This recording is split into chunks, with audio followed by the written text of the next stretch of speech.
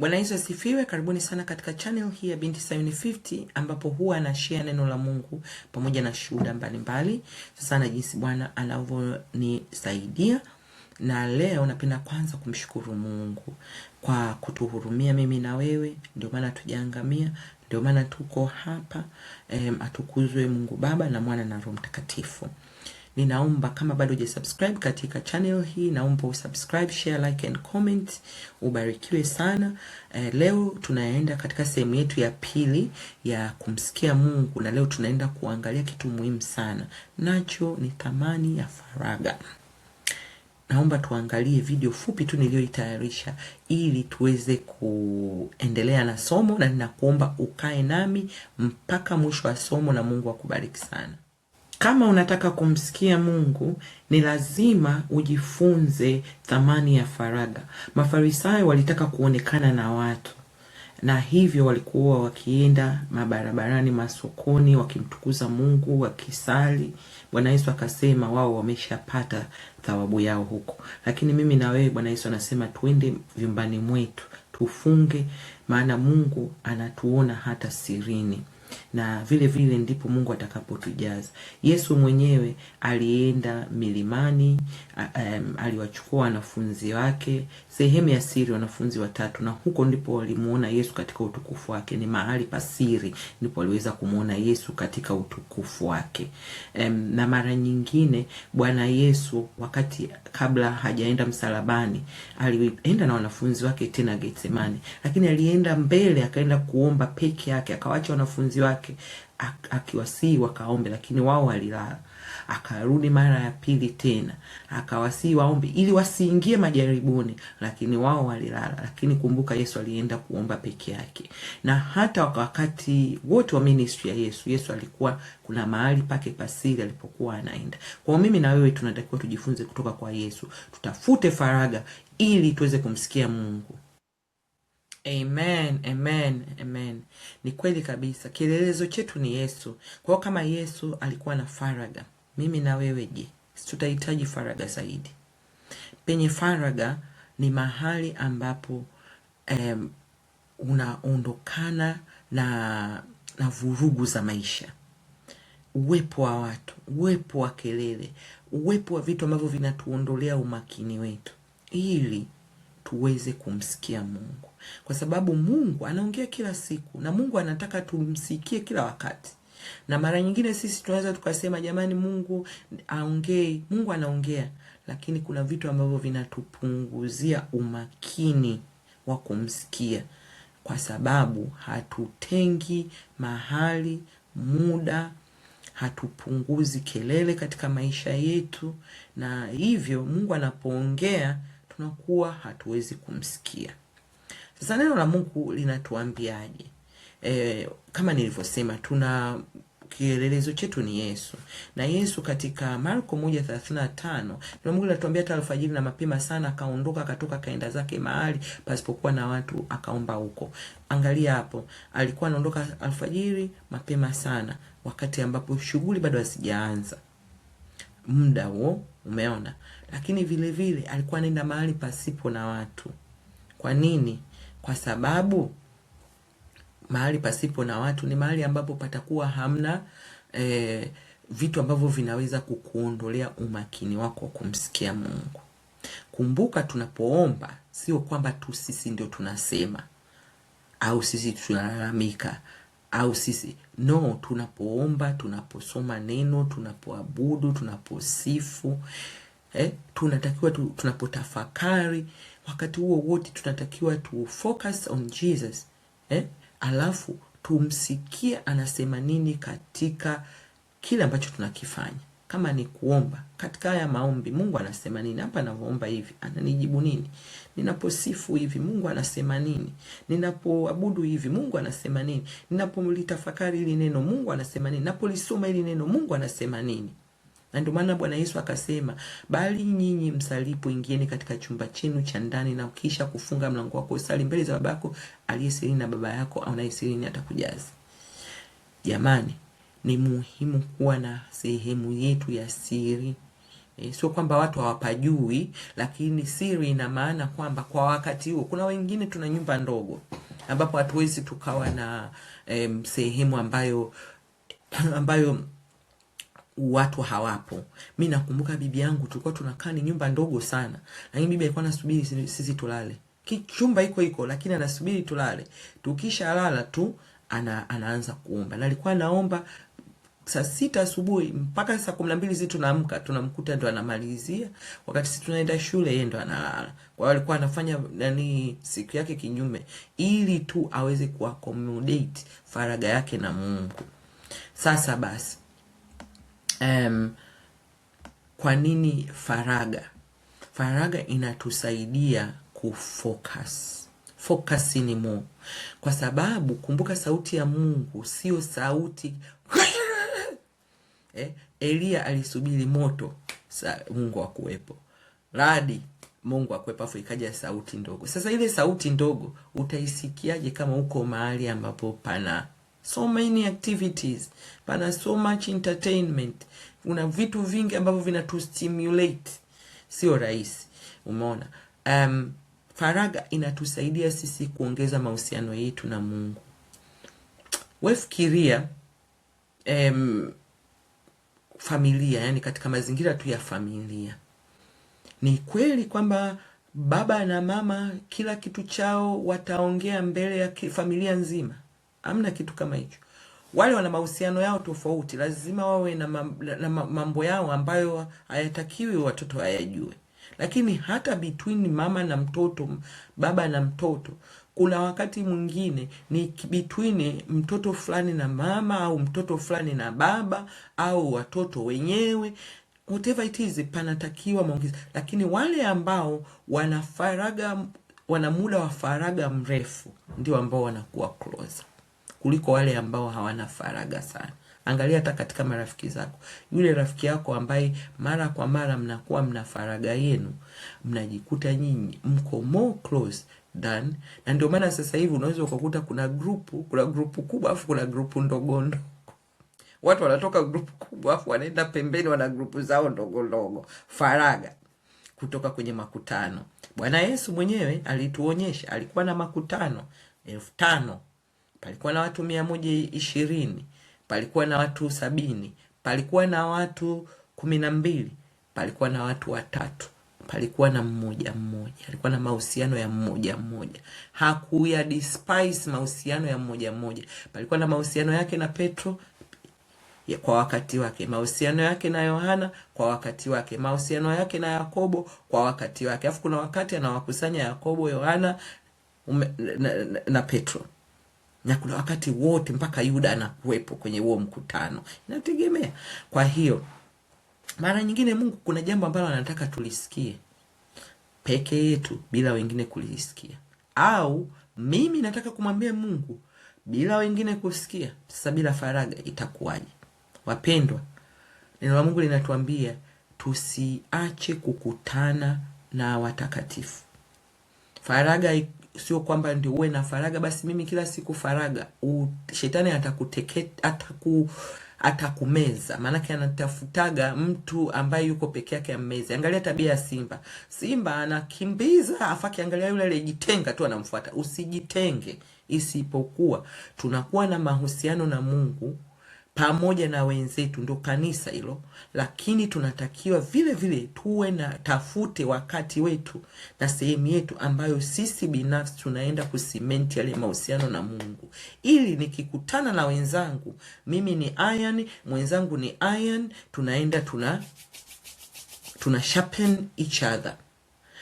Kukosa kuwa na mahusiano ya peke yako, utakapokuja kwenye group kubwa, kama kuna mambo ambayo sio sawa, utakuja kupotea. Na ndio watu wengi wanapofanya makosa, kwa sababu hawana faraga na Mungu, wanaenda tu kwenye magrupu makubwa, chochote kilichoko kule wanakipokea. Hawana muda wa kuchuu wenyewe, kutafuna wenyewe. Tunaenda kutafuna kule na Mungu. Iwe ni kulisoma neno, iwe ni kuabudu, iwe ni kuomba, iwe ni kusifu. Tunatakiwa kuna mahali ambapo tunakutana na Mungu wenyewe. Umeona? Kingine, hii hapa ndio umuhimu wa faraga. Tunajua katika Biblia watu wengi sana walikutana na Mungu katika faraga. Musa alikutana na Mungu jangwani akiwa peke yake. Baada ya kukaa miaka 40, akaona kijiti kina waka kisichoteketea. Kwa nini Mungu hakukutana na Musa katika jumba la Farao? Palikuwa hamna faraga kule. Alafu kumbuka Farao alikuwa mchawi. Hayo tena kwa siku nyingine. Zakaria alipewa ujumbe ni yule Zakaria baba yake Yohana Mbatizaji. Alikuwa kwenye faraga, alikuwa ndani kule patakatifu anafanya duty zake za ukuhani. Ndipo alipokutana na malaika kule. Mahali pa faraga. Hata mke wake hakuwepo. Ibrahim, Mungu alimwambia mtoe Isaka. Unafikiri alimwambia mbele ya Sara? Sara angekubali? No way, asingekubali. Na leo asingeitwa baba wa imani. Kwa sababu alikuwa na faraga na Mungu. Na wengi tu katika Biblia. Umeona? Sasa tuna kitu muhimu ambacho tunatakiwa vile vile mfano mzuri ambao mimi nimeupenda ni wa huyu Yohana yule mwanafunzi wa Yesu ambaye alikuwa anajiita mimi the beloved, the one who Jesus loved. I love that, kwamba umefika mahali una mahusiano na Yesu mpaka unasema ni mimi Yesu ndio anayenipenda, sijui wewe, mimi Yesu ananipenda. Na namtamaniaga. Sasa neno la Mungu linatuambia katika Ufunuo, ukienda kasome Ufunuo 1 mstari wa 1, tunajua kwamba alipewa ufunuo wa Yesu Kristo. Alipewa mstari wa 9 na wa 10 unatuelezea kwamba alikuwa katika kisiwa cha Patmo kwa ajili ya neno la Mungu na ushuhuda wa Yesu, na alikuwa katika roho siku ya Bwana. Anasema nikasikia sauti kuu nyuma yangu kama sauti ya baragumu. Na wote tunajua neno la Mungu linatuahidi sisi tutasikia sauti nyuma yetu. Yohana alisikia sauti nyuma yake ya baragumu akiwa mahali pa faraga katika kisiwa cha Patmo. Kwa hiyo wapendwa, tusidespise kuwa faraga. Faraga nyingine ndio hizo kama hiyo ya huyo. Haikuwa rahisi, palikuwa ni mateso huko Patmo. Lakini ni faraga ambayo ilihitajika ili Mungu aweze kuongea naye. Neno la Mungu linatuambiaje mimi na wewe? Zaburi ya 91 watu wengi tunaipenda. Nenda ukaisome yote.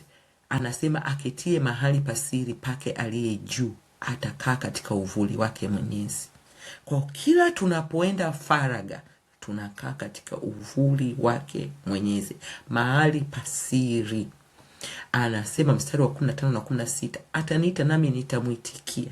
Unaona, ni katika faraga ndipo tunapomuita naye anatuitikia. Anasema nitakuwa pamoja naye taabuni, nitamuokoa na kumtukuza kwa siku nyingi, nitamshibisha nami nitamuonyesha wokovu wangu.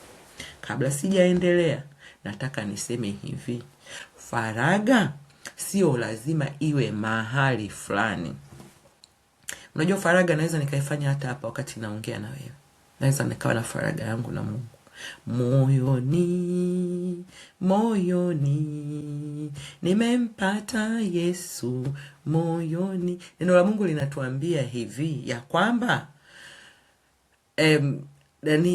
akae ndani yangu nami nitakaa ndani yenu. Anasema ufalme wa Mungu uko ndani yetu. Kwa hiyo kuna faraga kweli ambayo tunahitaji hivyo. Lakini wapendwa, tumuombe Roho atusaidie kutuongoza na kutusaidia kwamba hata ninapokuwa katikati ya watu ninaweza nikaingia faraga kumsikia Mungu anasemaje. Je, niendelee kuwepo hapo? Je, niongee? Je, niseme? Je, ninyamaze? Je, nifanye? Hiyo ni faraga yako. We don't have to hear, we don't have to see. Mungu anasikia rohoni. Mungu ni roho. Na wewe una Roho Mtakatifu. Kwa hiyo pamoja na kuwa kuna hiyo faraga, lakini kuna hii faraga hii ya Zaburi 91 aketie mahali pasiri. Unaweza kuketi mahali pasiri wakati uko na watu, lakini umeketi mahali pasiri, na hapo ndipo penye unaweza kumuita Bwana akakusikia. Sasa njia ambazo tunaweza tukazitumia kupata faraga na Mungu, tutafute mahali pasiri au mahali ambapo tunaweza kwenda kuwa wenyewe. Kuwa wenyewe inasaidia. Wana wa Israeli Unakumbuka ule mstari kwenye Yoshua ulikuwa unaosema kwamba neno hili lisiondoke kinywani mwako, yatafakari maneno yao usiku na mchana ndipo utapofanikiwa. Unakumbuka Bwana Yesu alipokutana na Nathanieli, nampenda sana Nathanieli, akamwambia hivi, nimekuona katika mkuyu. Akasema basi wewe ni mwana wa Mungu. Akamwambia kwa sababu nimekuona katika mkuyu ndio nasema mimi mwana wa Mungu. Utaona malaika wakipanda na kushuka. Kwa nini Nathanieli alimwamini Yesu alivyomwambia hivyo? Nenda ukazisome hizo habari katika kitabu cha Yohana. Ni kwa sababu wana wa Israeli walikuwa wanaendaga kwenye mkuyu, ni mahali ambapo walikuwa wanaenda kutafakari neno. Kwa hiyo Bwana Yesu kumwambia kwamba nimekuona katika mkuyu, ina maana yule Yesu alimuona wakati anatafakari. Na yule alikuwa anatafakari habari za Yakobo akipanda na kushuka. Yakobo akiona malaika wakipanda na kushuka. Kwa hiyo ile ikawa confirmation kama huyu ameniona wakati natafakari hili neno. Ina maana Yesu pamoja alikuwa mbali, lakini katika ulimwengu wa roho alimuona, kwa sababu Yesu ni Mungu. Alimuona yule alichokuwa na tafakari, akamwambia utakiona, ukinifuata utaona hicho ambacho ulikuwa unakitafakari. Kwa nini nimeleta huo mfano? Ni kwamba pana mahali ambapo ukienda na kutafakari, ambapo uko peke yako, utaona utukufu wa Mungu. Kuna watu ambao nawafahamu huwa wanaendaga for prayer walk. Mimi ni mvivu kutembea. Natembeaga kwa msimu. Lakini kuna watu wengine wanaenda prayer walk, akifika mahali ambapo ni pametulia, anakaa pale anamtafakari Mungu. Na nimesikia hata kuna watu wengine wanasema wanaopenda kutembea hivyo, kwenda sehemu ambapo unaangalia mandhari, unaangalia uumbaji wa Mungu, wanasema wanakuwa inspired kumsifu Mungu, kumtukuza Mungu. Kwa hiyo tunatakiwa tuwe na nyakati katika siku yetu, angalau pasiwe basi hata na kamuda ambako tunaweza tukakaa wenyewe tukautafakari tu hata wema wa Mungu. Angalizo, tusiache kukutana na wengine. Lazima tutafute muda wa kukutana na wengine. Muda ambao tunautafuta uwe muda maalum, na omba kabisa jamani, niseme sio quantity. Bwana Yesu alisema msiwe mnasema maneno ovyo ovyo. Kuna wengine kwa sababu tumefundishwa hivyo walokole kwamba ni lazima uombe masaa 2 matatu, basi utaenda masaa 3 unarudia rudia. Labda mawazo yako yameshaacha, umeshatoka huko saizi unaomba, lakini unapika chakula, haina nani sana. Quality. Mpe Mungu muda ambao ni quality. Ukiweza na quantity is good. Tunamwona pale Yesu alikuwa anamwambia ukiweza kukaa na mimi hata lisali moja. Ni kweli. Je, tunaweza kukaa na Bwana hata lisali moja? Saa moja ni nzuri. Lakini je, kuna quality yoyote humo ndani? Hapa ndipo tunapoomba uongozi wa Roho Mtakatifu. Sio kwa nguvu wala uweza, bali ni kwa Roho wa Bwana. Roho atusaidie tuweze, tunapotafuta huo muda, tunapotafuta hapo mahali, tunapotafakari, tuweze kumpa Mungu anachostahili. Wewe fikiria kama kuna kitu Mungu ametupa ambacho kila mwanadamu ni sawa, ni muda. Uone masaa 24, mimi na masaa 24. Bill Gates na masaa 24. Tunayafanyia nini masaa 24? Umeona? Lakini katika hayo yote sisemi tusiwe na muda wa kutosha. Kama unaweza masaa 5, well good. Mungu akubariki sana. Tena wewe umebarikiwa mno kwa kuwa na masaa 5. Mpe Mungu kile ambacho Bwana Yesu alisema tumpe Kaisari anachostahili na tumpe Mungu anachostahili. Kwa muda wa Mungu tumpe na muda wa Kaisari tumpe. Lakini quality, kwangu mimi binafsi, nikiwa nimekosea naomba mnirekebishe watumishi wa Bwana. Quality mimi naona ni muhimu. Muda ambao Mungu tuna concentrate kwa Mungu mwenyewe. Tuondoe na kuzima vitu vyote vya mawasiliano vinavyotuondoa katika uwepo. Tisha mawazo yako. Mawazo yana kelele haya. Wakati unasali ndio unasikia hivi sisi wengine ambao huku Ulaya sisi ndio mouse girl, sisi ndio manini, sisi ndio kila kitu. Unajiuliza, hivi nimetoa nyama? Sijatoa nyama, ngoja nikatoe nyama. Unaenda kutoa nyama, unarudi unaanza kukaa, unasikia mbona maji huko bafuni yanamwagika na hajafunga bomba vizuri. Mawazo tunabidi tuyatiishe. na tuyatiishe kwa kutumia neno la Mungu. Linatuambia katika ni second waraka wa pili wa Korintho sura ya 10, nenda ukasome. Funga anga, tisha mawazo, funga anga. Wale mfalme wa anga, wakati wewe ndio unataka kufanya hiyo kitu, ndio sio hiyo kitu, wakati unataka kwenda kumsikia Mungu, ndio na yeye anakuwa bize kukufanya usipate huo muda. Anaingia kwa kusifu, muombe Roho atawale, mtazame Yesu na mambo mengine mengi. Lakini wapendwa, faraga tunaihitaji sana ili tuweze kumsikia Mungu. Mimi naomba kwa leo niishie hapo. Kama kuna chochote ambacho nimekiacha ambacho kitatusaidia, kwa sababu hata mimi bado nataka nimsikie Mungu zaidi na zaidi, na kuna area bado nina mapungufu, nahitaji kukusikia na wewe unasemaje. Mungu amekufunulia nini? Umejifunza nini katika safari yako ya wokovu? Katika hili swala la faraga, tunafanya nini kwenye faraga ili niweze kumsikia Mungu, nisiwe tu mimi ndio naongea. Ninaomba kama una comment yote hapo chini, subscribe, share, like, comment. Mungu akipenda tutaonana tena wakati mwingine kwa sehemu ya 3. Barikiwe sana.